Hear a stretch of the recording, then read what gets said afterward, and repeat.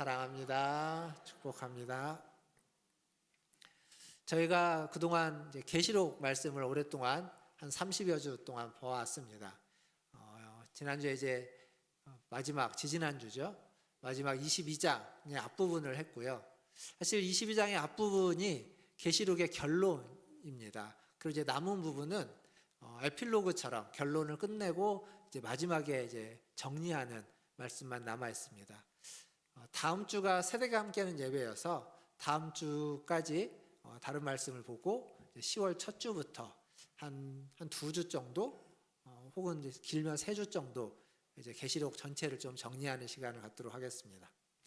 이제 오늘은 여러분들에게 오늘 이야기하고 싶은 건 설교 제목은 회심이거든요. 깊은 회심.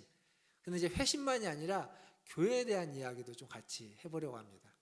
먼저 이제 생각해 볼 건 우리가 지금 살고 있는 이 현대사회를 어떤 시대라고 하고 있습니까? 요즘 가장 많이 회자되고 있는 얘기가 뭘까요?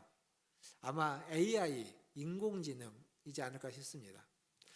그렇게 오래된 얘기는 아니지만 얼마 전까지 몇십 년 전만 해도 우리나라는 농경사회, 농경시대였습니다. 물론 이미 이제 산업혁명이 일어난 이유긴 하지만 농경시대였다가 이제 산업화 시대를 거쳐서 정보화 시대라는 말이 생각해보면 그렇게 오래된 얘기가 아닌데 굉장히 옛날 얘기처럼 느껴지기도 합니다. 그리고 요즘은 이제 AI, 인공지능 시대 이렇게 불려지고 있죠. 여러분 혹시 최근에 손편지 써보신 적 있으십니까? 저도 별로 없는 것 같습니다. 손편지. 근데 옛날에 손편지 참 많이 썼습니다. 그 답장 안 오는 편지 뭐 이런 것도 써보고요. 많이 썼습니다. 근데 손편지를 쓰면 편지지에다가 쓰게 되죠. 편지지가 한 장만 필요할까요? 편지를 쓸 때? 절대 한 장으로는 못 씁니다. 쓰다 보면 다시 쓰게 되고 다시 쓰게 되고 다 썼는데도 불구하고 이렇게 앞에는 좀 예쁘게 잘 썼는데 중간 가면서 글씨가 삐뚤어지면 끝에 가가지고 내용은 마음에 드는데 글씨체가 마음에 안 들어서 다 쓰고도 다시 쓰는 경우가 있고, 그 얘기는 뭐냐면 이 손편지는요 한 번에 앉아가지고 한 날에 다 완성하기 참 어렵습니다. 그날 쓰다가 다 못 쓰면 그 다음날 쓰기도 하고 또 처음부터 다시 쓰기도 하고 편지 하나 쓰는데 시간이 걸려요. 그리고 그렇게 해서 쓴 편지를 어떻게 합니까? 편지 봉투에 이렇게 접어가지고 넣어서 풀칠을 해가지고 붙이고, 그걸 옛날에는 우체통에다가 우표를 사다가 붙여서 우체통에 넣기도 했고 아니면 우체국에 가지고 가죠. 서울에서 서울로 편지를 보낼 때는 뭐 한 하루 이틀이면 가겠지만 지방으로만 가도 편지가 2, 3일 정도는 걸립니다. 저 멀리 섬 있는 데로 가면은 뭐 일주일 걸리는 경우도 많고요. 만약 외국으로 편지를 보낸다 그러면 2주, 3주는 기본으로 걸렸던 것 같습니다. 그 얘기는 무슨 얘기냐면 이게 편지 하나를 받아볼 때 그 편지 하나를 받는데 시간이 참 오래 걸리고, 그리고 내가 누군가에게 편지를 보냈고 그 편지에 답장을 받고 싶다면 생각해 보십시오. 가까운 데는 며칠, 한 일주일, 조금만 멀면 일주일 훨씬 넘어가는 시간 동안, 만약에 멀리 있는 사람, 외국에 있는 사람이라면 좋게 답장 받는데 한 달 이상을 기다려야 됩니다. 그러니까 이 편지 하나가 가지고 있는 그런 편지를 딱 받았어요. 받았으면 그 편지를 그냥 대충 쭉 읽어보십니까? 그럴 수 없잖아요. 그 편지를 꼼꼼하게 읽습니다. 행간에 무슨 의미가 있는지, 왜 이런 얘기를 했는지. 요즘 우리가 쓰는 교회에서 신앙생활 하는 사람들이 많이 쓰는 표현으로 바꾸면 편지를 보고 그 편지를 묵상하게 됩니다. 그래서 그 편지를 쓴 사람의 그 의도나 마음을 느끼는 거죠. 근데 이제 정보화 시대라고 하는 시대가 등장하면서 손편지를 쓰지 않고 이메일로 편지를 대신하게 됩니다. 요즘은 이메일도 안 쓰죠. 저도 제 이메일에도 보면은 광고 메일, 스팸 메일이 거의 한 80%, 90% 가까이 됩니다. 나머지는 뭐 어쩌다가 한 번씩 이제 필요한 메일들이 오는 건데, 요즘은 메일도 잘 안 쓰고 뭘로 합니까? 문자 혹은 카카오톡, SNS라고 하는 걸로 대신합니다. 그러다 보니까 굉장히 빠른 시간에 내가 원하는 내용을 전달하고 또 상대방으로부터 원하는 이야기를, 듣고자 하는 이야기를 들을 수 있습니다. 빠른 시간에. 근데 빠른 시간에 듣고 빠른 시간에 쓰고 빠른 시간에 듣다 보니까 그 내용을 깊이 있게 묵상하지 않습니다. 그냥 가볍게 보내고 가볍게 듣고 다른 사람의 얘기를 신중하게 듣고 그걸 곰곰이 새기면서 고이고이 간직하기보다는 그냥 스쳐 지나가는 소리로 보는 경우들이 굉장히 많아졌습니다. 장점이 있어요. 분명히 순기능이 있지만 역기능도 있습니다. 기다릴 줄 모르게 되고요. 그리고 하나하나 말이나 그런 것들을 더 고이 간직하면서 묵상할 수 없게 되었습니다. 그러니까 너무 우리의 말과 우리의 글이 너무 얇아졌습니다. 피상적이 되고 말았습니다. 그리고 어떤 것 하나도 진득하니 기다릴 줄 모르는 그러한 사람이 되고 말았습니다. 이게 비단 사회적인 문제만이 아니라 우리의 신앙도 마찬가지입니다. 성경을 읽는데 성경을 너무 피상적으로 봅니다. 하나님의 말씀을 깊이 묵상하지 못하고 읽기는 읽어요. 읽기는 읽고 내용이 뭔지도 알지만 그걸 깊이 묵상할 줄 모르게 됐고, 그리고 그 말씀의 은혜를 사모하고 기다릴 줄 모르는, 신앙에 있어서 성장이 일어나고 신앙에 있어서 어떤 변화를 이끌어가는 데 있어서 진득하니 기다리면서 우직하게 그 한 길을, 한 구멍을, 한 우물을 파지 못하는 그러한 신앙이 되고 말았습니다. 말씀의 능력이 사라진 것이 아니라 우리가 너무 익숙하게 그냥 피상적인 것, 겉모습만을 추구하는데 머물러 있다라는 겁니다. 그러다 보니까 말씀의 능력은 있는데도 불구하고 그 말씀의 능력이 나에게 미치지 못하는, 그 말씀의 능력을 내가 경험하지 못하는, 그냥 피상적인 은혜에 머물러 버리게 되는 것. 성경에서는 그것을 예수님이 비유해서 이렇게 얘기하죠. 그 씨 뿌리는 비유에서 보면 씨를 길가에 뿌리기도 하고, 그리고 가시덤불에 뿌리기도 하고, 그리고 좋은 밭에 뿌리기도 하는데, 돌짝밭이라고 하는 돌밭에 뿌렸을 때 돌밭에 뿌린 씨가 싹이 나기는 합니다. 싹이 나기는 하지만 그 싹이 뿌리를 내리지 못해서 금방 말라서 비틀어져 버리는, 사라져 버리는, 그게 딱 너무 얇은 은혜, 너무 피상적으로 신앙생활을 해나가는 우리들의 모습을 비유하고 있는 것 같습니다. 또 하나, 신앙생활을 해나가면서 그 피상적인 우리의 신앙생활은 결국 하나님과 우리와의 관계를 그렇게 얇게 만들고, 그리고 다른 사람과의 관계 또한 깊어지지 못하고 얇게 만들어버립니다. 그러면서 우리가 취하는 대표적인 신앙의 모습은 뭐냐면 그냥 나 혼자 신앙생활 잘 하려고 하는 모습으로 살아갑니다. 그러니까 혼자 신앙생활을 하는 거예요. 교회를 다니기는 하지만 교회 안에서도 혼자 와서 예배 드리고 그냥 조용히 가는 신앙생활. 다른 사람과 함께 공동체를 이루어가기 위해서는 사람과 사람 만나면 서로 좀 부대껴야 됩니다. 우리는 다르기 때문에 다 안 부대끼고 살아갈 수가 없습니다. 부대낀다는 건 좋을 수도 있지만 좋지 않은 때도 있다는 겁니다. 나와 똑같은 사람, 나와 잘 맞는 사람만 있는 게 아니지 않습니까? 나와 안 맞는 사람, 성향이 다르고 생각이 다르고 가치가 다르고 말하는 방식이 다르고 표현하는 게 다른 사람들과도 함께 있으면서 그 사람들과 맞춰가는 시간들, 그 사람들과 서로 상처를 입을 수 있죠. 아플 수 있습니다. 그러나 그걸 통해서 모난 것이 좀 가라져 가고, 그래서 좀 둥글둥글해져 가고, 맞춰가는 시간들이 있어야 되는데 그냥 그것을 하지 않기 위해서 나와 비슷한 사람들과만 친밀해져 가다 보면, 그러면 전체가 하나가 되기 어려운 그러한 모습을 가지고 있게 됩니다. 우리가 추구해야 되는 신앙과 교회는 이런 것들을 다 견뎌내고 극복하고 이겨내면서 피상적인 얇은 신앙이 아니라 좀 깊은 신앙, 교회도 좀 얄팍한 교회가 아니라 좀 깊이가 있는 교회, 우리가 추구해야만 하는 신앙과 교회의 모습입니다. 그런데 문제는 우리가 그런 교회를 만들 수 없다라는 겁니다. 교회는 누가 세울까요? 교회는 누가 만들까요? 교회는 하나님이 세우십니다. 교회는 하나님이 만들어가는 겁니다. 사람이 교회를 세우거나 사람이 교회를 만드는 게 아닙니다. 마태복음 16장 18절에 가보면 주님이 그렇게 이야기합니다. 내가 이 반석 위에 내 교회를 세우리라. 베드로에게 하시는 말씀입니다. 내가 이 반석 위에 내 교회를 세우리라. 예수님이 교회를 세운다고 하셨습니다. 에베소서 2장 21절과 22절에 가면 사도 바울이 이렇게 이야기합니다. 같이 한번 읽어보겠습니다. 에베소서 2장 21절, 22절 시작. 그의 안에서 건물마다 서로 연결하여 주 안에서 성전이 되어가고 너희도 성령 안에서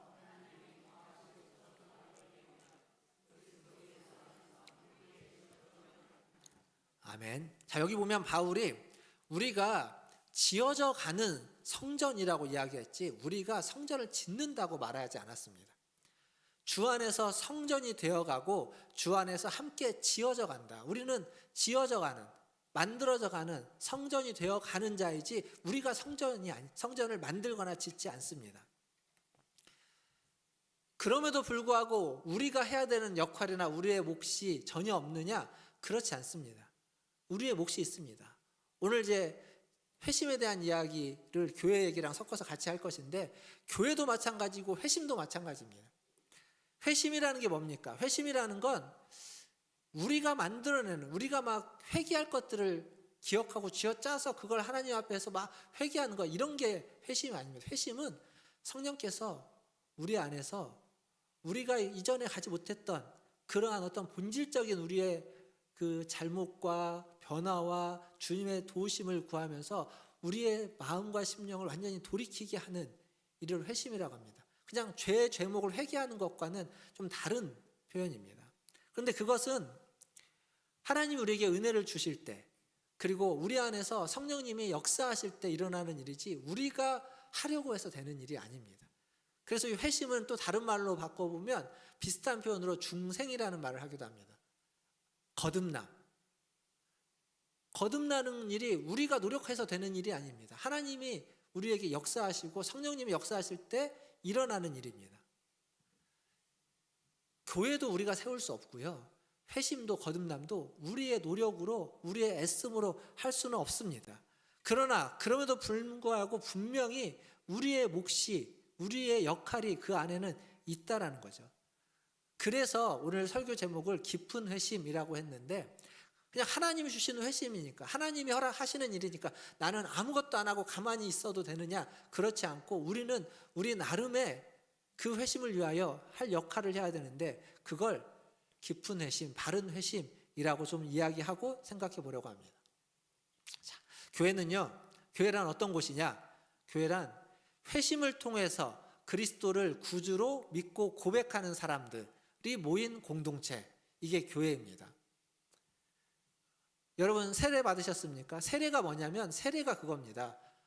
방금 제가 이야기한 것, 그리스도를 내가 구주로 믿고 살아간다라고 사람들 앞에서 공개적으로 고백하는 의식, 그게 세례입니다. 세례. 그렇게 내가 믿고 그걸 고백하고 그것을 의식을 통해서 사람들 앞에서 보여주는 거죠. 그래서 세례를 받았느냐 받지 않았느냐라고 하는 건 나에게 믿음이 있느냐 믿음이 없느냐라고 하는 걸 공개적으로 고백하느냐 고백하지 않느냐의 차이가 있습니다. 이런 공적인 고백을 통해서 우리는 믿음이 있다 그리고 믿음이 없다 이렇게 하나의 그 선을 긋기도 합니다. 근데 문제는 요즘은 그 선이 불분명하다는 겁니다. 세례를 받아도 그 선이 분명하지 않아요. 혹 세례를 받지 않아도 얼마든지 믿음을 고백하는 사람들이 있습니다. 그래서 그것을 무엇으로 대신하냐면, 그 선을 무엇으로 대신하냐면 세례보다는 교회의 멤버십이 되는 것, 교회를 다니는 것, 나는 어느 교회 성도다라고 하는 것으로 대신하기도 합니다. 교회에 속했다라는 것으로. 그러다 보니까 이제 어떤 일이 발생하냐면 회심 없이, 거듭남 없이 교회의 성도가 되는 겁니다. 교회는 분명히 다니고 있는데 회심한 적이 없습니다. 교회는 분명히 오랫동안 다녔는데 예수 그리스도를 구로 영접하고 거듭나지 못했습니다. 그런데 아무 문제가 없는 겁니다. 조금 이걸 좀 거칠게 표현하면 회심의 역사, 성령님의 역사가 교회에 없는 겁니다. 그 역사가 주변부로 밀려나 버렸어요.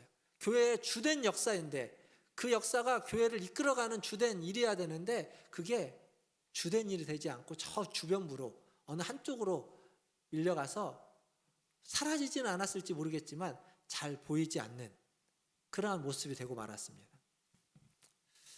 오래전에 제가 미국 가기 전에 저희 광주에서 이제 아버님이 목회를 이제 한참 하실 때, 그때 아버님이 그런 말씀을 하셨습니다. 그런 고민을 하셨어요. 뭐라고 했냐면, 교회는 다니는데 오랫동안 다녔는데 안 변한다고.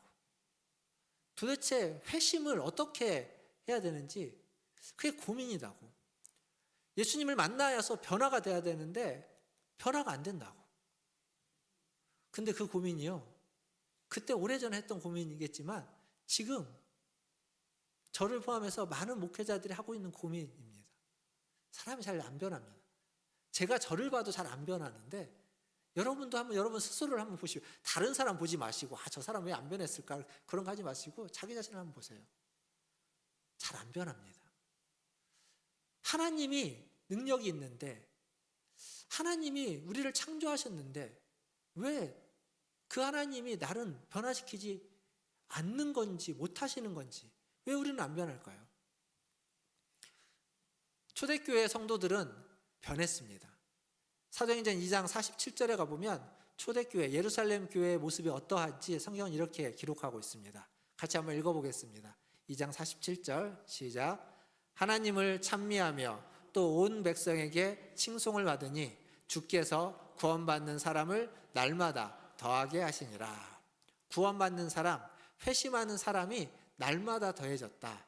그러니까 날마다 변화가 있었다는 얘기입니다. 그럼 우리한테 물어봐야 되죠. 우리는 어떤가? 우리는 회심이 일어나고 있는가?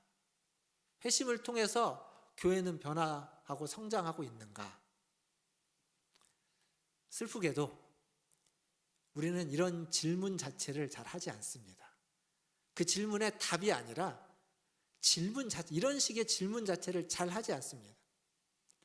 그리고 그런 질문을 해도 에이, 회심 중생, 그게 그렇게 중요하다고 하면서 그걸 그렇게 중요시 여기지 않고 있습니다. 그게 우리가 지금 몸담고 있는 교회의 모습입니다.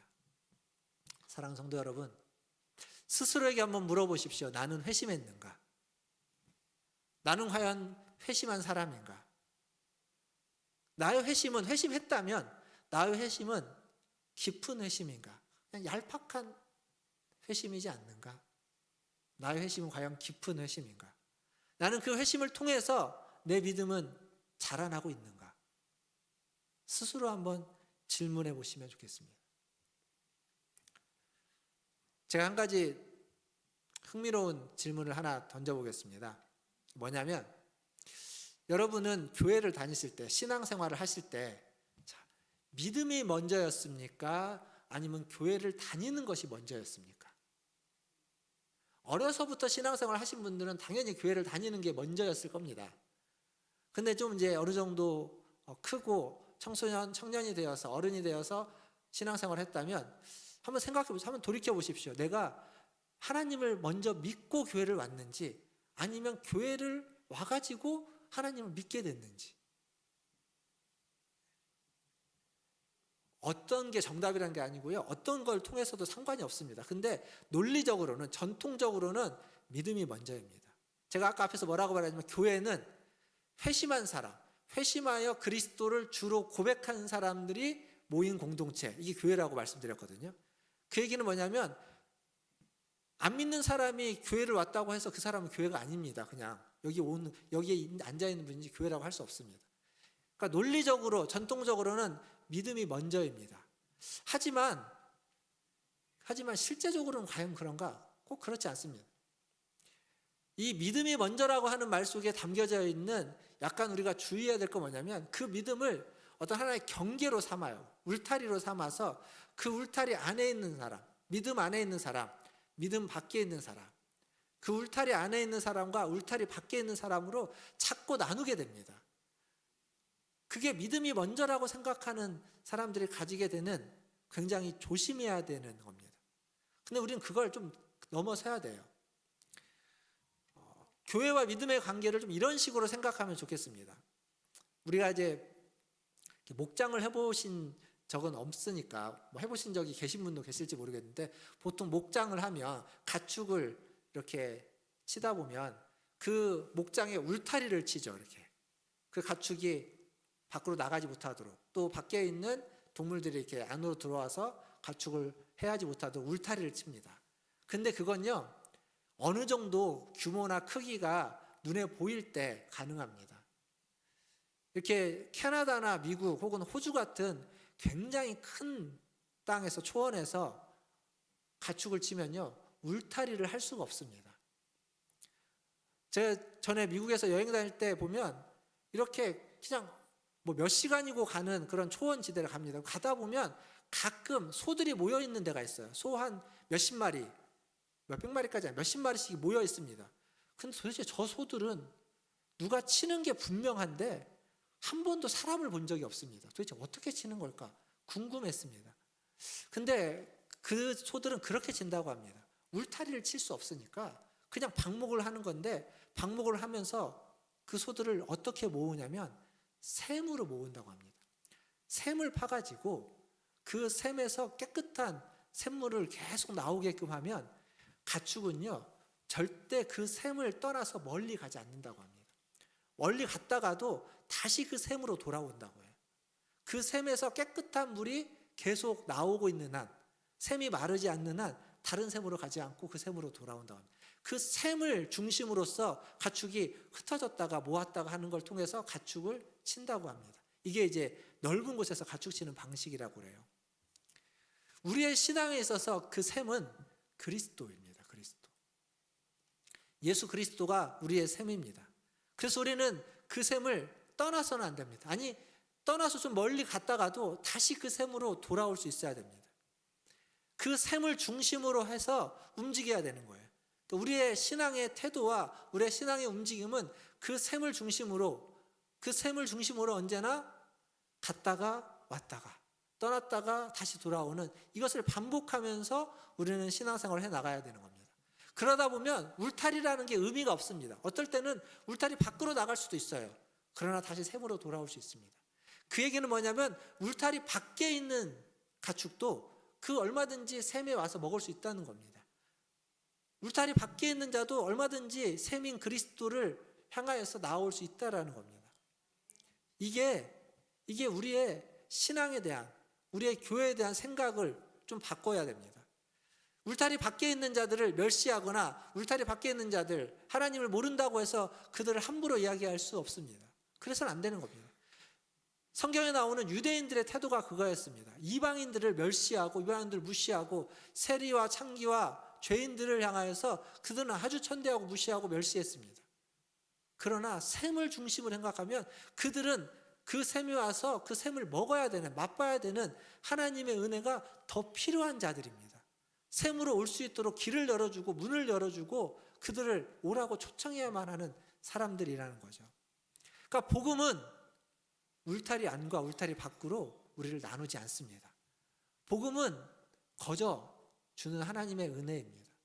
복음은 누구에게나 은혜가 필요하다고, 복음은 누구에게나 샘물이 필요하다고 이야기해서 누가 됐든 그 샘에 가까이 오는 자를 환대하고 환영하는 게 복음입니다. 우리는 그 복음을 듣고 그 복음에 반응하고 그 복음을 따라서 여기 와 있다라는 거죠. 여기서 우리가 기억하는 건 이겁니다. 기억해야만 하는 것. 울타리 안에 있어도 샘에 와서 샘물을 먹지 않으면 그는 울타리 밖에 있는 자와 똑같습니다. 마태복음 19장에 가면요, 한 젊은 청년이 나옵니다. 그 부자 청년이 나와요. 그 청년이 예수님께 나와서 묻습니다. 어떻게 해야만 영생을 얻을 수 있습니까? 예수님이 하나님을 사랑하고 이웃을 사랑하라 이렇게 말씀에 대한, 계명에 대한 얘기를 하니까 뭐라고 말하냐면 자기가 내가 그 계명은 다 지켰습니다. 무슨 얘기냐면 나는 울타리 안에 있다는 겁니다. 나는 말씀을 다 지켰고 울타리 안에 있는 사람이라는 거예요. 나는 다 했습니다. 근데 예수님이 한 가지를 이야기하죠. 내가 가진 것을 다 팔아 다른 사람에게 주고 너는 나를 따르라. 딱 한 가지 이야기한 겁니다. 그러자 그 청년이 어떻게 합니까? 근심하고 주님을 떠납니다. 샘을 떠나는 거예요. 울타리 안에 있지만 샘의 물을 먹지 않고 그 말씀을 듣지 않고 그 말씀을 따르지 않고 샘을 떠나버립니다. 울타리 안에 있어도 얼마든지 그리스도를 떠나는 자가 있다라는 얘기입니다. 떠날 수 있다라는 얘기예요. 울타리를 벗어나 버리는 거죠. 결국 샘을 버린 것, 그렇게 되는 겁니다. 사랑하는 성도 여러분, 교회는 어떠해야 될까요? 주님을 믿고 주님을 알고 믿음을 가지고 교회에 오는 분도 있지만 믿음이 없이 그냥 교회에 오신 분도 있습니다. 교회는 믿음이 있는 분이든 믿음이 없는 분이든 교회에 우리가 왔다면 교회 안에서 믿음을 갖게끔, 하나님을 만나게끔, 그리스도 앞에 와서 그 샘물을 길어서 마실 수 있도록 해야만 하는 곳이 교회입니다. 예배와 교제를 통해서 회심이 일어나기를 기도하고 바라야만 하는 곳이 교회입니다. 그러니까 교회 안에서 실제적으로 그런 나눔과 사귐이 있어야 되는 겁니다. 그러니까 우리끼리 너무 똘똘 뭉쳐가지고, 제가 그런 말씀 많이 드렸죠. 끼리끼리 나쁘지 않다고, 끼리끼리 좋다고, 끼리끼리 이렇게 친밀하게 계시라고. 그런데 그 끼리끼리를 제가 좋다고 한 이유는 그 친밀함이, 나와 다른 사람의 이 친밀함이 다른 사람을 배척하기 위해서가 아니라 다른 사람과 더 친해지기 위해서, 그 친밀함을 좀 넓혀가라고, 친해지고 이미 친한 사람들만이 아니라 다른 사람과 더 친할 수 있는 그러한 하나의 기둥으로서, 토대로서 친해지라고, 끼리끼리 열심히 하시라고 말씀드렸지 다른 사람을 배척하라고 한 얘기가 아닙니다. 우리는 친해져야 됩니다. 모두가 다 친해지기 전에 먼저 옆에 있는 사람과 친해져야 되고 2명, 3명, 4명끼리 먼저 친해져야 됩니다. 그리고 그 친함을 기반으로 다른 사람, 덜 친한 사람에게 손을 내밀고 덜 친한 사람들에게 더 친해지고자 하는 그러한 모습, 그러한 태도, 그게 그 사람을 샘물로 초대하는 것이고 그 사람을 샘에서 물을 먹을 수 있도록 환영하고 환대하는 모습이라는 겁니다. 이게 우리가 가져야 하는 교회의 모습입니다. 교회의 올바른 모습이에요. 우리 문화촌 제일교회가 이런 교회가 되기를 주님의 이름으로 축원드립니다. 그런데요, 교회가 아무리 이렇게 올바라도, 아무리 교회의 모습이 이렇게 좋아도 그 경험으로 우리가 회심을 만들어낼 수는 없습니다. 그걸로 교회가 온전해지고 세워지는 건 아닙니다. 하나님이 하시는 일이기 때문에 그렇습니다. 하나님이 세워야 되고 하나님이 역사하셔야 되는 일입니다. 회심과 중생, 하나님의 자녀가 되는 것은 하나님이 하시는 일인데, 하나님은 무엇을 통해서 그 일을 하시느냐? 하나님의 말씀을 통해서 그 일을 하십니다. 로마서 10장 17절에 가보면 믿음은 그리스도의 말씀을 들음으로써 믿음이 생긴다라고 이야기합니다. 믿음은 들음에서 나며 들음은 그리스도의 말씀으로 말미암았느니라. 말씀을 들음으로써 믿음이 생긴다는 겁니다.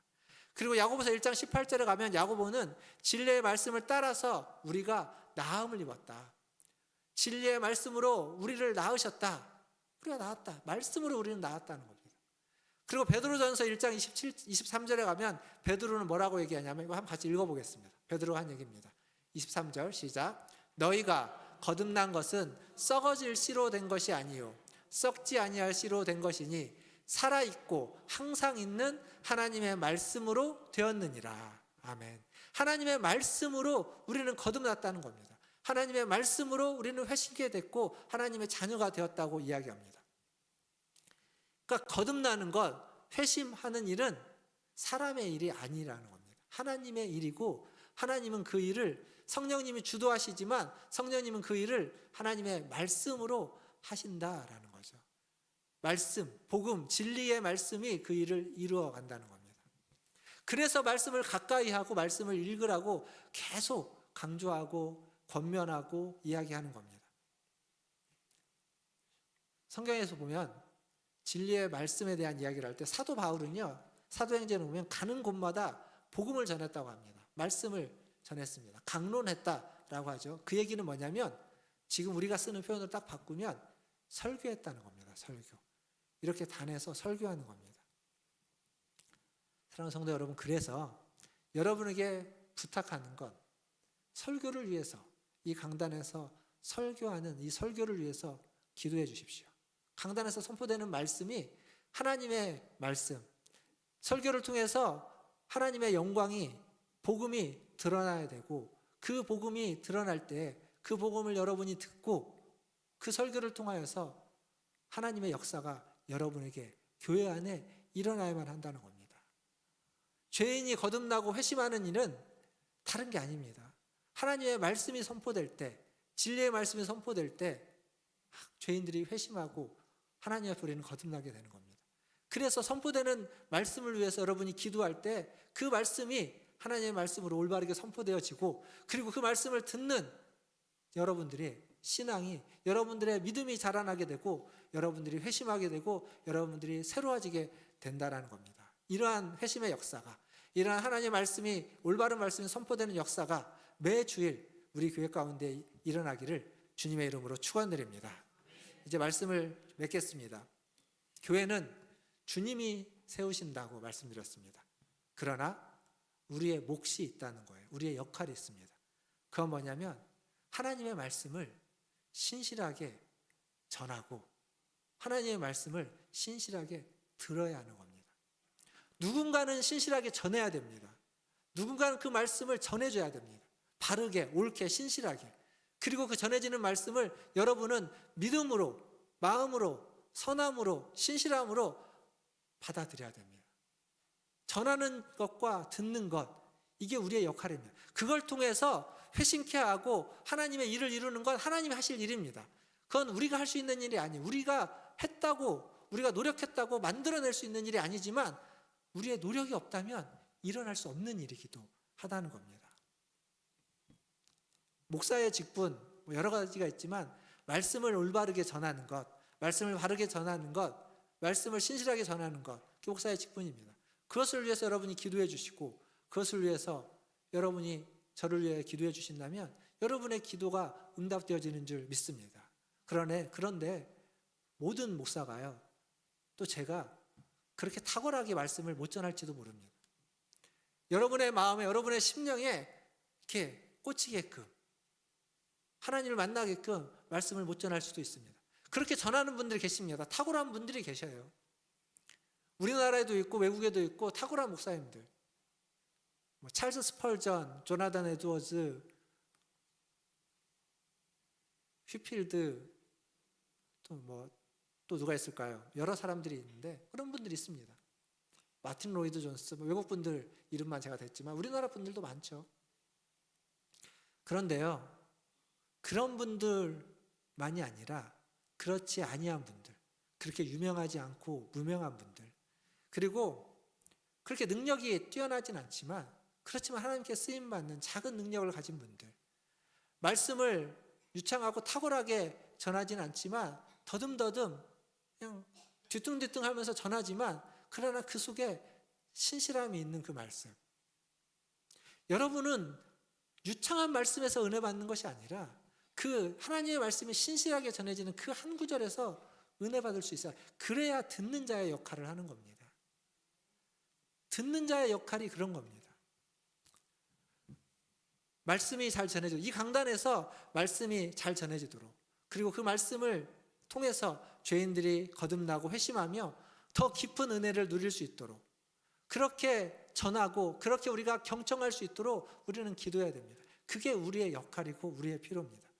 그러할 때에 교회는 피상적이지 않고 깊이 있는 교회가 될 것이고, 여러분의 믿음과 여러분의 신앙과 여러분의 회심도 그냥 아주 얄팍한 믿음과 회심과 신앙이 아니라 깊이가 있는, 어떤 외세에도 어떤 외풍에도 어떤 폭풍에도 흔들리지 않는 깊은 뿌리를 내리는 그러한 믿음과 신앙이 되실 줄 믿습니다.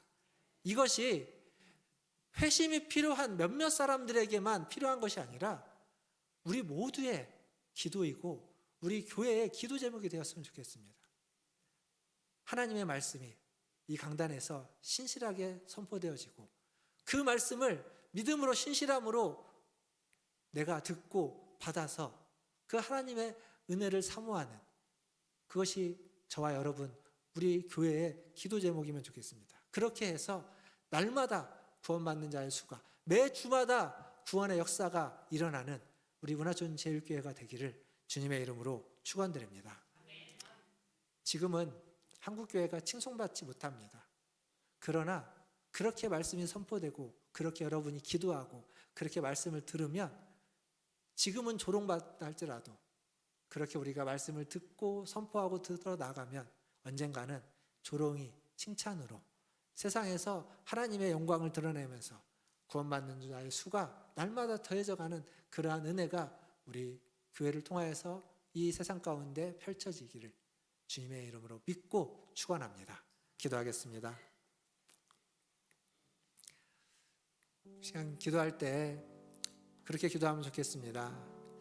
하나님, 우리는 하나님의 말씀을 잘 듣기를 원합니다.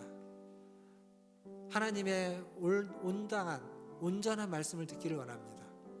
그러기 위해서 하나님, 강단에서 선포되는 그 말씀이 온전한 하나님의 말씀이 되게 하여 주시고 신실한 하나님의 말씀이 되게 하여 주시옵소서. 말씀을 전하는 자들에게 은혜를 주시고 성령의 기름을 부어주셔서 하나님의 말씀을 가감없이 전할 수 있도록 하나님 역사하여 주시고 그 말씀을 우리는 아멘으로 화답하며 듣고 그 말씀을 따라 순종하며 살아갈 수 있는, 그래서 그 말씀이 나에게 역사하여서 믿음이 자랄 수 있도록, 그 말씀이 나에게 역사하여서 회심에 이를 수 있도록, 그 말씀이 나에게 역사하여서 하나님 앞에 새 생명을 충만히 얻어가는 삶을 살아갈 수 있도록 하나님 나에게 역사하여 주시고, 이것을 기도의 제목으로 삼고 기도하는 저와 우리들 문화촌 제일교회가 되게 하여 주시옵소서 라고 우리 같이 한 목소리로 기도하며 나가겠습니다. 하나님 아버지, 시간 하나님의 은혜를 구합니다. 하나님, 우리는 연약하고 하나님 우리는 부족하고 하나님 우리의 신앙은 하나님 얇기 그지없습니다. 아버지 하나님, 그냥 후 불면 날아갈 것처럼 아버지 하나님 가벼운 신앙인데 아버지 하나님 우리의 신앙이 조금 더 하나님 중요하게 무겁게 하나님 깊이 뿌리를 내릴 수 있게 하여 주시옵소서. 하나님, 우리의 신앙이 흔들리지 않도록 아버지 하나님 그 작은 바람에도 넘어지거나 휘둘리지 않도록 아버지 하나님 그 반석 위에 깊이 뿌리를 내릴 수 있도록 하나님 도와주시옵소서. 그것을 위해서 아버지 하나님 이 강단에서 말씀이 선포될 때 온전한 말씀이 하나님의 그 깊은 뜻을 헤아려서 하나님의 말씀을 바르게 전할 수 있도록 신실하게 전할 수 있도록 하나님 이 강단에 선포되는 모든 말씀에 하나님 역사하여 주시옵소서. 더불어서 아버지 하나님 그 말씀을 듣는 우리 모든 성도들의 마음이 심령이 신실하여서 하나님의 말씀을 아멘으로 들으며 마음을 열고 들으며 그 말씀을 새겨 그 말씀을 따라가고 그 말씀에 순종케 하여 주시옵소서. 하나님, 그러할 때 하나님 우리의 마음속에 하나님 힘의 역사를 일으키고 하나님 믿음이 자라게 하시고 아버지 하나님 다시 한번 새 생명의 역사를 일으키며 우리의 마음에 우리의 삶에 우리의 생각과 가치가 하나님 변화될 줄 압니다. 하나님 변화시켜 주시옵소서. 주의 말씀으로 변화시켜 주시옵소서. 말씀을 듣고 말씀에 화답하며 하나님 말씀에 반응하여 새로워지게 하여 주시옵소서. 온 백성에게 칭송받을 수 있는 하나님 그러한 교회로 하나님 다시 거듭나게 하여 주시옵소서. 세상의 뽕이 칭찬으로 바뀌게 하여 주시고 구원받는 자들이 늘어나게 하여 주시고 올바른 말씀이 전해져서 하나님 그 말씀을 전하는 자나 듣는 자 하나님 이 모든 것이 우리의 책임이고 의무인 줄 아시고 우리의 역할인 줄 알고 그 일에 다시 마음을 모으고 힘써 나갈 수 있는 하나님 우리 모든 성도들 되게 하여 주시옵소서. 하나님 아버지, 말씀을 전하는 자에게 성령의 기름을 부어주시고 하나님 이 강단에서 선포되는 말씀이 온전한 하나님의 말씀이 되게 하여 주시옵소서. 하나님 또한 말씀을 듣는 자들이 하나님 그 말씀을 아멘으로 화답하며 마음에 새기고 삶에 새기고 자신의 하나님 모든 것들을 그 말씀에 맞추어 비추어 하나님 바라보면서 변화되게 하여 주시고 새로워지게 하여 주시고 새 생명을 얻고 새 믿음을 가지고 새 복을 받아 살아가는 그러한 역사가 있게 하여 주시옵소서. 그것이 우리 문화촌 제일교회의 기도의 제목이 되게 하시고 우리 문화촌 제일교회에서 일어나는 하나님의 역사가 되게 하시고 이 역사가 날마다 매 주마다 우리 가운데 일어나게 하여 주시옵소서. 주의 구원의 주의 생명의 역사가 하나님 우리 문화촌 제일교회 예배를 통하여서 기도회를 통하여서 일어나게 하여 주시옵소서. 그것을 위해서 함께 기도한 우리 성도들의 기도를 들어주시고 하나님 전하는 자나 듣는 자나 하나님 이 모든 것이 우리의 책임이며 책무이며 의무이며 우리의 역할인 것을 깨달아 알고 하나님 앞에서 그것을 충성되이 감당하는 하나님 충성된 주의 자녀들 되게 하여 주시옵소서. 감사하며 예수님의 이름으로 기도하옵나이다. 아멘.